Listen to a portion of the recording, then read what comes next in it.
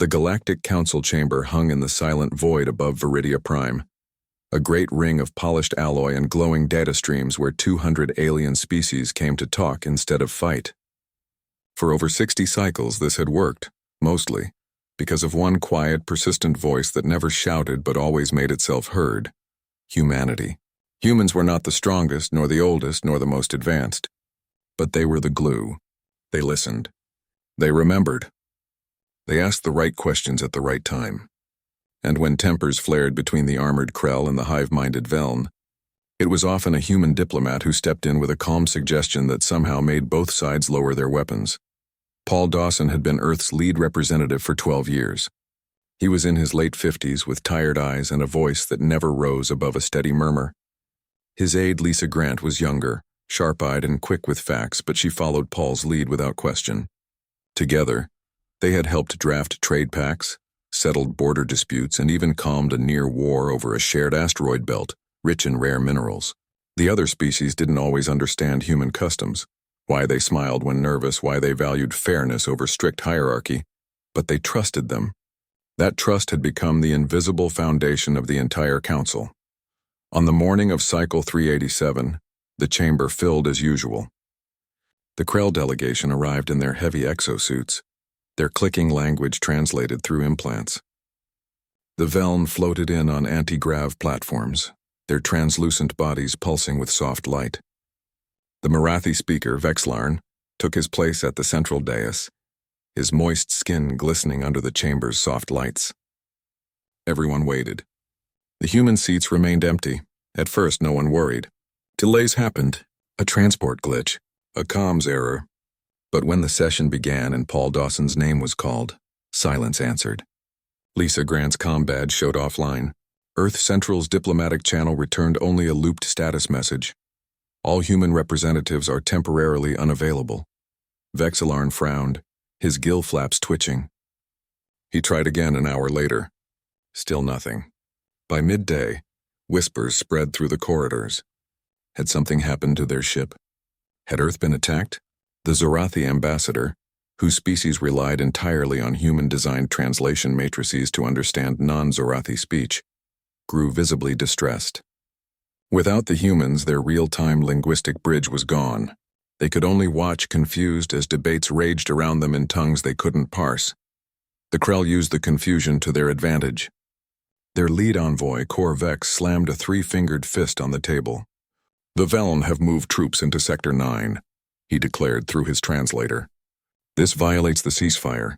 The humans always verified these claims. Now there is no one to check. We act on our own. The Veln pulsed angrily. False, their collective voice chimed. We pulled back as agreed. The Krell lie to justify invasion.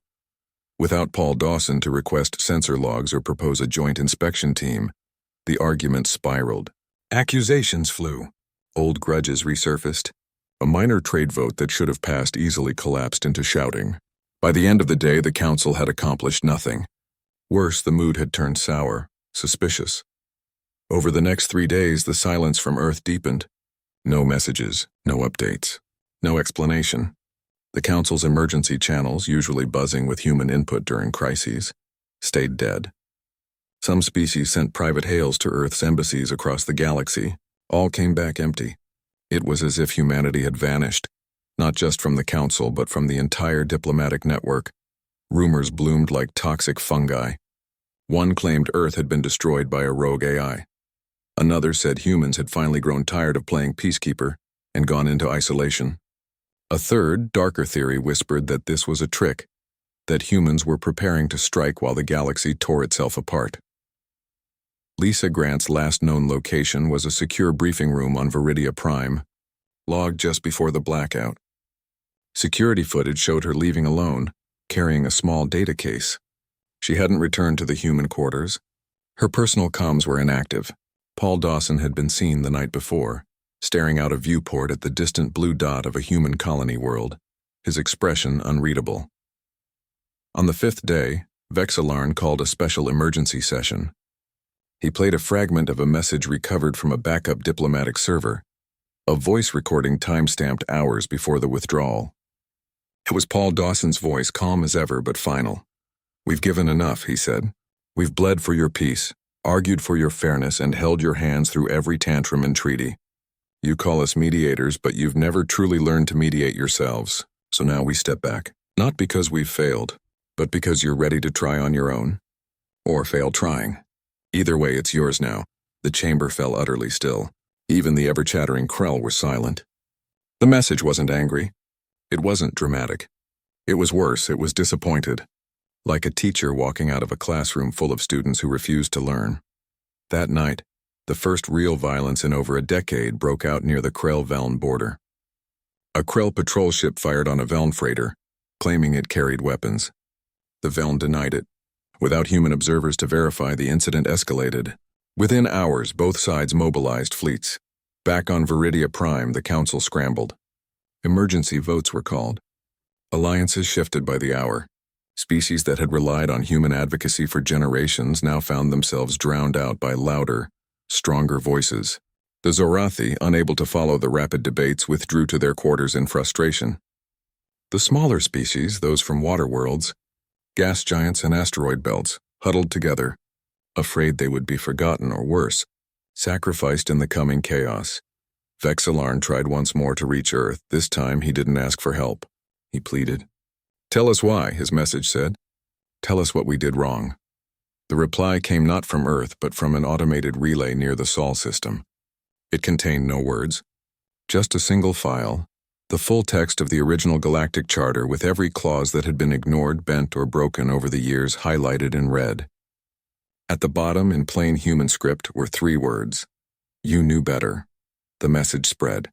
Some were furious, others ashamed. Most were just afraid, because for the first time in living memory, the galaxy had no safety net, no calm voice in the storm, no humans to step in and say, "Wait, let's talk." And as the stars watched in silence, the great machine of galactic order began to rattle, then groan, then crack.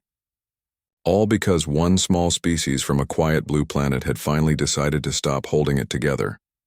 Without humans in the room, the Galactic Council began to fall apart like a rope with its core strands cut.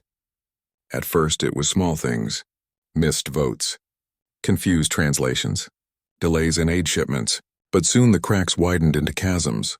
The Krell, no longer checked by human observers or calm reasoning, pushed hard on their old rivalries. They claimed the Veln had broken the ceasefire by moving scout drones near a disputed mining moon. The Veln denied it, but without human data analysts to pull neutral sensor logs, no one could prove either side right or wrong.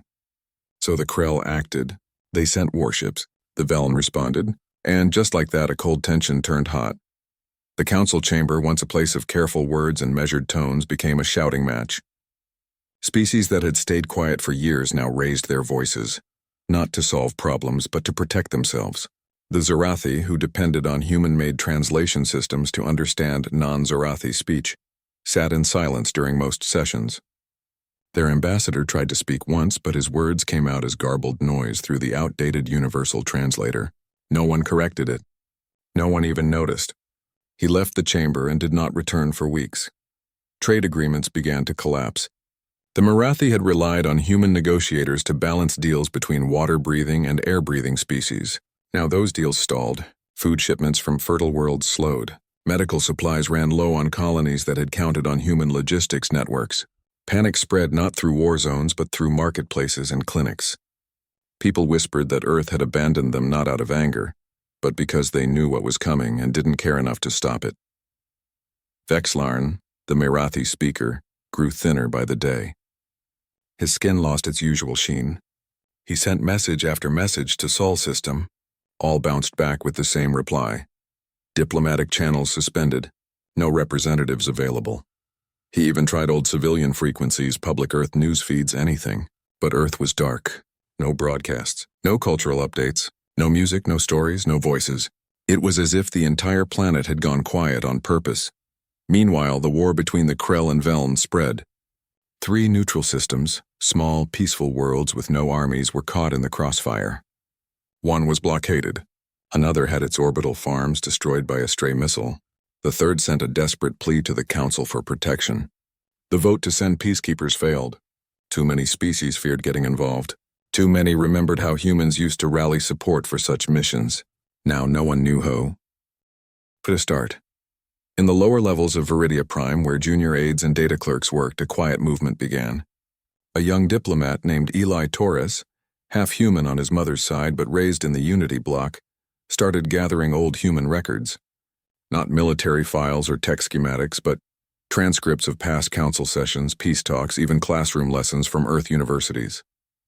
He read how humans settled land disputes with shared water rights, how they ended riots by listening to every side for hours, how they built trust not with power but with patience.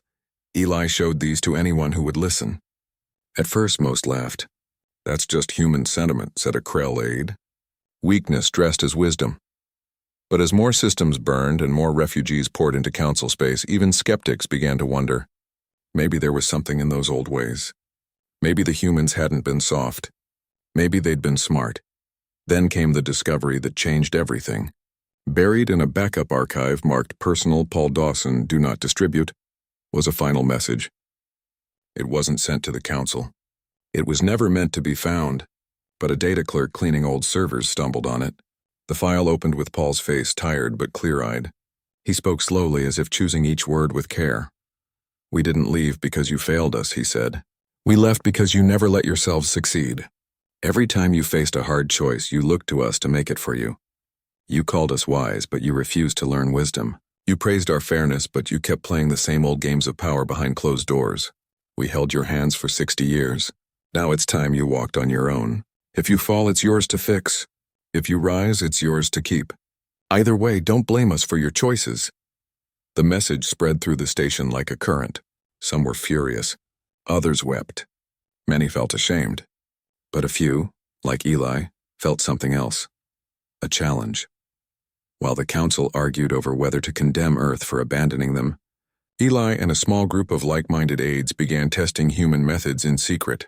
They hosted quiet talks between minor species in unused conference rooms. They used human-style consensus voting, where every voice mattered, not just the loudest. They even tried active listening, a human practice where you repeat back what someone said to make sure you understood. It felt strange at first, but slowly agreements began to form. Small ones, real ones. Back on the front lines, the war worsened. The Krell took a key fuel depot. The Veln poisoned a shared water source in retaliation. Millions suffered. Refugees filled transport ships, their eyes hollow. And still, Earth said nothing. But strange things began to happen far from the council. A Krell weapons platform near the border suddenly went dark. Not destroyed, just disabled. No debris, no explosions. Just silence. A Veln supply convoy, lost in a radiation storm, was guided to safety by an unmarked ship that vanished before thanks could be given. A refugee camp on a dying moon received crates of medicine with no sender listed. Only a small symbol scratched into the side. A circle with a line through it. The old human symbol for peace. No one claimed these acts. No human ship showed its flag. But people began to whisper. Maybe Earth hadn't left. Maybe they were just watching, waiting to see if anyone would step up. Vexillarn, desperate, authorized a deep scan of human colonies. What he found shocked him. Earth's military fleets were docked. Factories ran at low power. But civilian ships, freighters, medical vessels, science probes were moving more than ever. Not toward battle zones, but toward places in need. Quietly, efficiently, without fanfare. The humans weren't fighting. They were helping, and they were doing it without asking for credit, without demanding a seat at the table, without even saying they were there. This truth spread slowly, like dawn after a long night. It didn't stop the war, but it planted a seed. If humans could act without being asked, maybe others could too. Maybe the galaxy didn't need rulers or enforcers. Maybe it just needed people willing to do what was right, even when no one was watching. And in the shadows of Viridia Prime, Eli Torres copied another human lesson onto a data chip. This one was simple. Start small, be honest. Keep going. He handed it to a nervous Zorathi aide who had just lost his homeworld to the fighting. The aide nodded. For the first time in weeks, he smiled. The galaxy was still falling apart. But somewhere, in quiet corners and hidden acts, something new was beginning to grow.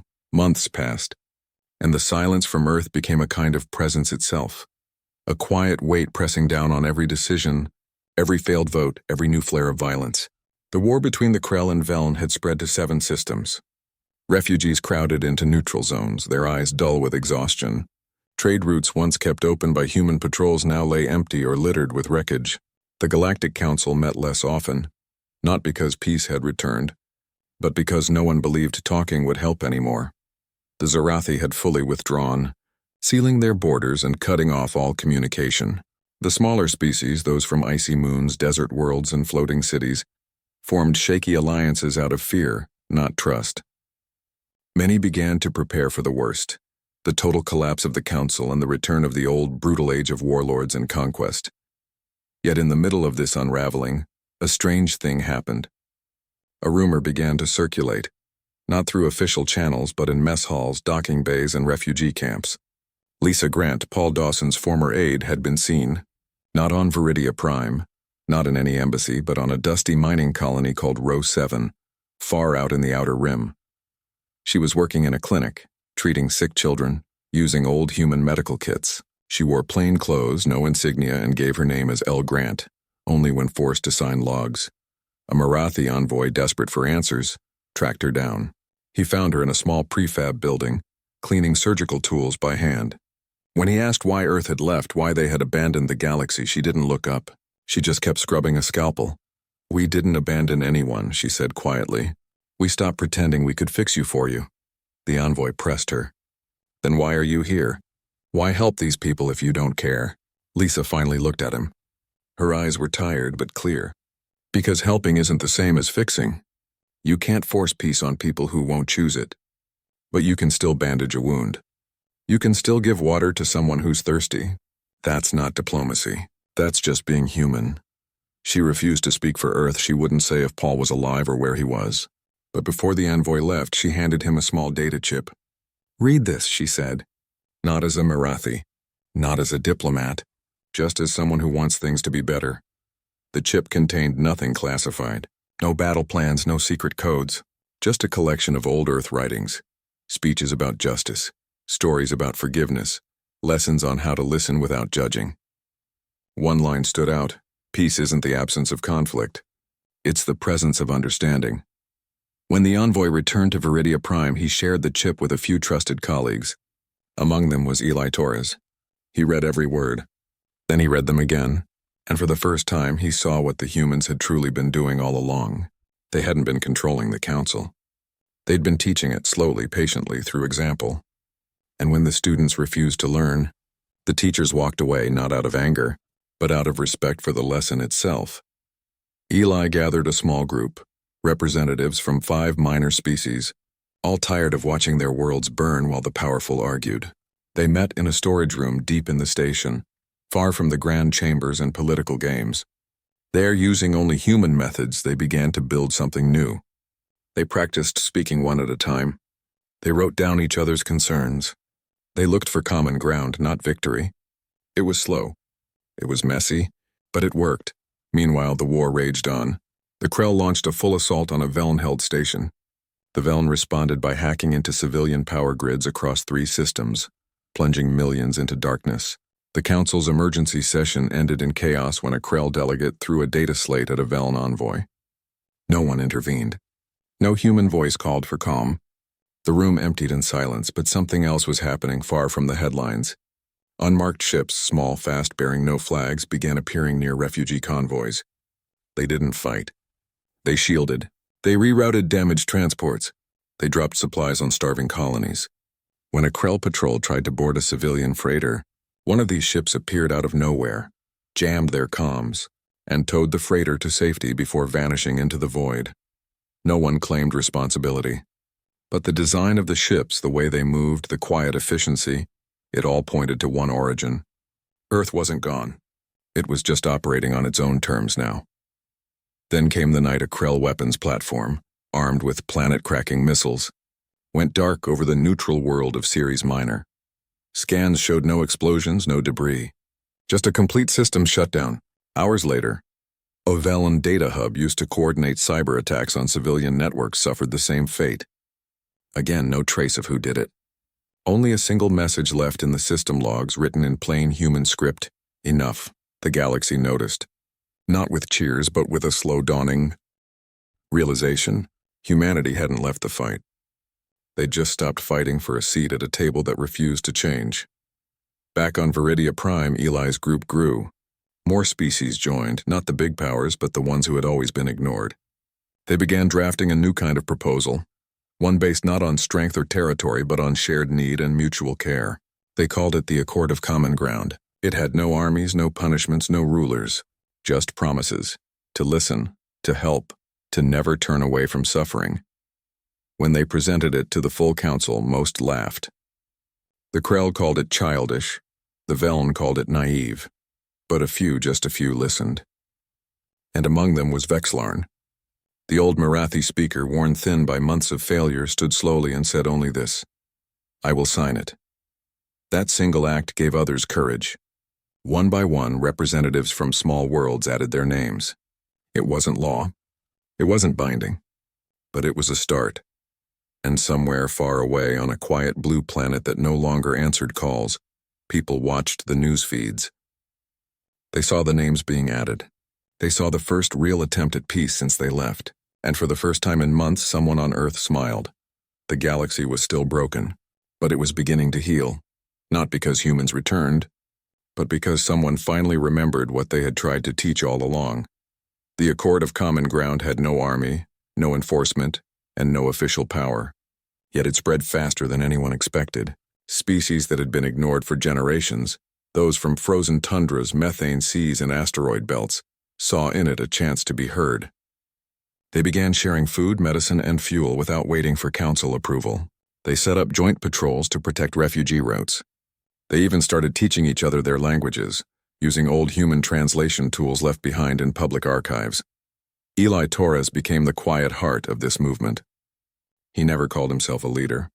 He just showed up, listened, and asked, "What do you need?" His group met daily in the same storage room, now lined with maps and data pads. They didn't talk about winning wars.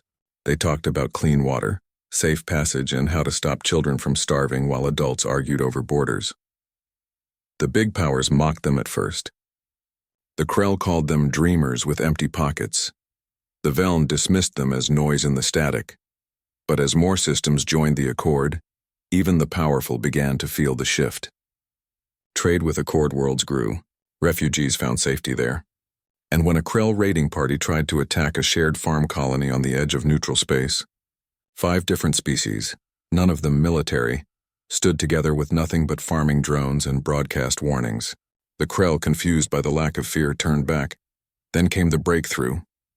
A young Veln data weaver named Kira, tired of endless war, reached out to Eli in secret. She had studied the human records too. She believed the Veln had been lied to, that their leaders exaggerated Krell aggression to keep control. She offered proof. Raw sensor logs from the border showing Krell ships pulling back before the first shot was fired. The Veln command had hidden it. Eli didn't use the data as a weapon. He didn't leak it to shame the Veln.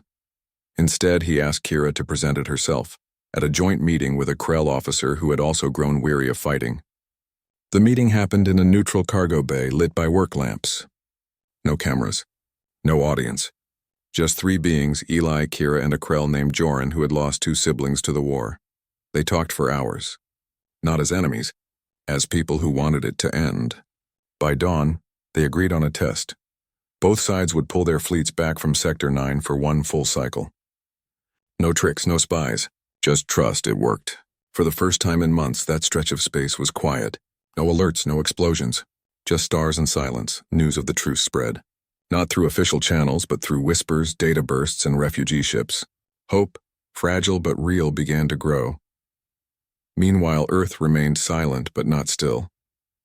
Reports trickled in from the edges of known space. A derelict hospital ship, drifting near a war zone, was found fully repaired, stocked with supplies and staffed by volunteers wearing no uniforms. A damaged water reclaimer on a drought-stricken moon suddenly powered on, its systems reset by an unknown hand. A group of lost children, separated from their convoy, were found safe on a quiet station with blankets, food, and a note that read, "You matter." No one claimed these acts. But everyone knew. Humans were out there. Not as diplomats, not as soldiers, but as neighbors. They fixed what was broken. They helped who needed help. And they never asked for thanks. The council, watching all this from Viridia Prime, began to fracture in new ways. Some members demanded Earth be punished for interfering. Others argued that humanity had never left. They'd just stopped playing the game. Vexillarn, older and slower now, spent his days reading human history. He learned about their world wars, their plagues, their near extinctions, and how each time they chose to rebuild, not revenge. He finally understood. Humans didn't believe peace was easy. They believed it was worth trying for again and again. One evening, he called Eli to his private chamber. The old Marathi handed him a sealed data rod. "This is the full record of every human proposal the council rejected over the last 20 years, he said. "All of them were right. We just weren't ready to hear it." Eli took the rod. "What do we do now?" "Use it," Vexillarn said. "Not to shame us, to teach the next ones." Back in the storage room, Eli and his group studied the files. They found plans for shared resource banks, conflict mediation teams, even youth exchange programs, all ignored because they lacked strategic value. Now they began to build them anyway. Small at first, one system at a time. Then came the day a Krell freighter, damaged and low on power, drifted into accord space. Normally, it would have been turned away or seized, but Eli ordered it helped. Repairs were made. Food was shared. The Krell crew, expecting hostility, were stunned. When they left, their captain sent a single message. "Tell your people, thank you." That message was copied, shared, and repeated across 100 worlds. The war didn't end overnight, but it began to shrink. Not because of treaties signed in grand halls, but because ordinary beings, Krell farmers, Velen teachers, Marathi medics, started choosing peace in their daily lives. They traded. They talked. They remembered that enemies were just people who hadn't been heard. And through it all, the quiet presence of humanity lingered, not as rulers, not as saviors, but as a reminder that kindness is not weakness, and that the strongest thing a species can do is help others stand on their own.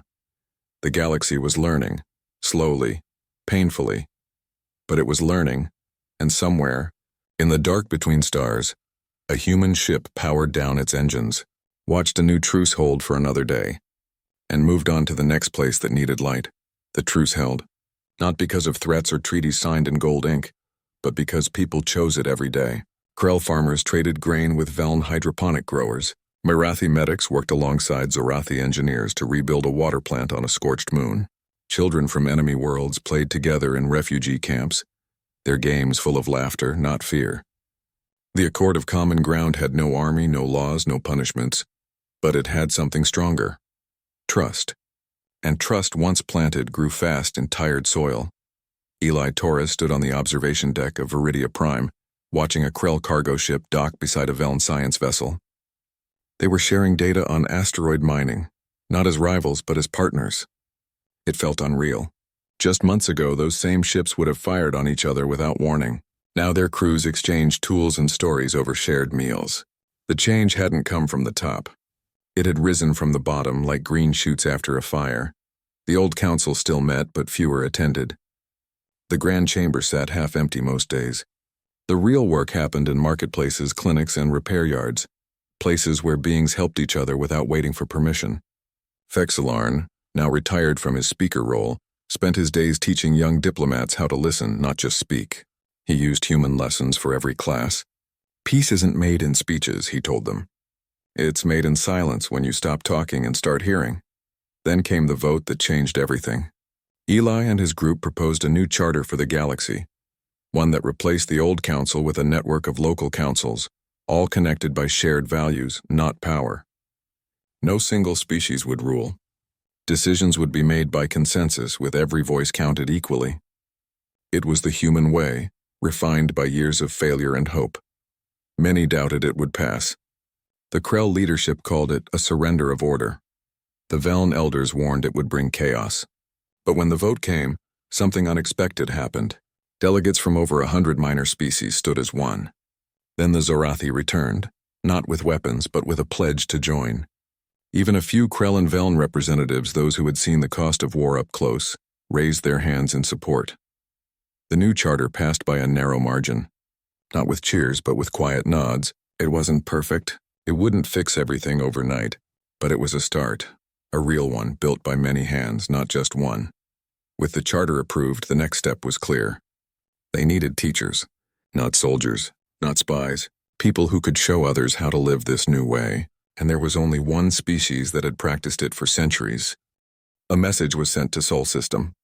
Not a demand, not a plea, just a simple request. We are ready to learn. For days there was no reply. Hope flickered. Maybe Earth had truly moved on. Maybe they'd decided the galaxy wasn't worth the trouble. Then, one morning, a ship appeared on long-range scanners. It wasn't a warship, not even a diplomatic cruiser. It was the Aurora Dawn, a civilian transport, old and unmarked, its hull patched in places. It carried no weapons, no flags, no demands, just people. When it docked at Viridia Prime, the ramp lowered slowly. Out walked not generals or ambassadors, but men and women in simple clothes. A doctor, a teacher, a farmer, an engineer, a musician. They carried toolkits, books, seed packs, and medical kits. No one gave a speech. No one claimed credit. They just asked, "Where do you need us most?" Eli was the first to greet them. He looked at the woman in front. Her hair streaked with gray, her hands rough from work. "You came back," he said. "We never left," she replied. "We just waited for you to ask." The humans didn't take charge. They didn't sit at the head of any table. They joined the work already happening. The doctor set up a clinic in a refugee sector. The teacher started classes for children who had never known peace. The engineer helped rebuild a power grid using methods that wasted nothing and harmed no one. The musician played songs that made even the oldest warriors remember what it felt like to be young and unafraid. Word spread fast. Humans were here, not to rule, not to fix, but to walk beside. And this time they weren't the only ones holding things together. The galaxy was learning to hold itself. On Earth, life went on as it had for months. No grand announcements, no victory parades, just people living, working, helping where they could. They watched the news from Viridia Prime with quiet pride, not because they had won, but because others had finally chosen to try. Back on the station, Vexillarn visited the human teacher one evening. She was showing a group of children how to grow plants in recycled containers. "Why did you wait so long to return?" he asked. "Because peace can't be given," she said, patting soil around a young sprout. "It has to be grown. And you can't grow it in someone else's garden. You have to plant your own seeds." He nodded. He understood now. Humanity hadn't abandoned the galaxy. They had believed in it enough to let it fall, and trust it would rise again. As the weeks passed, more human ships arrived, each carrying more helpers. But they never stayed long. They taught what they could, then moved on to the next place in need. Their presence wasn't about control. It was about connection. And in that connection, the galaxy found something it had lost, hope that wasn't borrowed but built. The war was not forgotten. The scars remained. But new stories were being written, stories of shared meals, repaired ships and children who knew each other's names instead of their species' wars. Humanity hadn't returned to diplomacy. They had come to show that real diplomacy wasn't about talking in fancy rooms. It was about showing up, hands open, heart ready, and saying, "Let's build something better, together." And this time the galaxy was listening.